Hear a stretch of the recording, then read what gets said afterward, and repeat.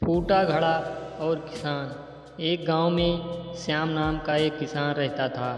उसका एक छोटा सा खेत था। उस किसान के पास दो मिट्टी के घड़े थे, जिससे वह अपने खेतों के लिए रोज नदी से पानी लाता था। लेकिन उनमें से एक घड़ा फूट चुका था। इसलिए जब किसान नदी से पानी लाता तब घड़े का पानी आधा रहता और दूसरे में भरा हुआ रहता। इस वजह से फूटा घड़ा बहुत शर्मिंदगी महसूस करता था कि वह आधा घड़ा ही पानी घर पहुंचा पाता है।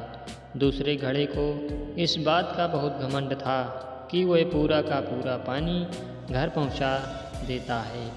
इसलिए वह घड़ा एक दिन फूटे घड़े से कहता है, तुम आधा पानी लाकर मालिक की मेहनत को बेकार कर देते हो। यह सुनकर फूटा घड़ा बहुत दुखी हुआ।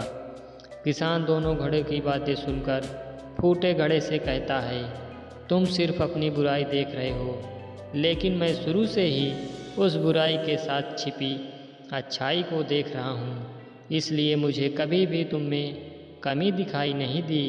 तुम्हें ऐसा क्यों लगता है कि तुम मेरे किसी काम के नहीं हो? जाने अनजाने में तुमने मेरी बहुत मदद की है। फूटा घड़ा कहता है, पर वह कैसे मालिक?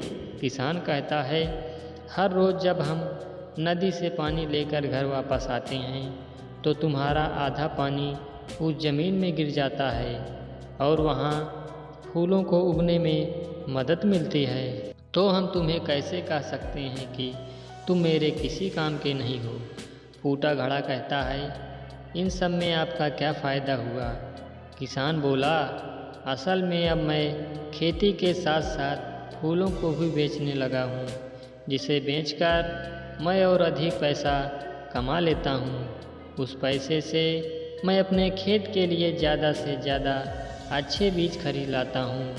यह सब में तुम्हारी वजह से ही हो पाया है।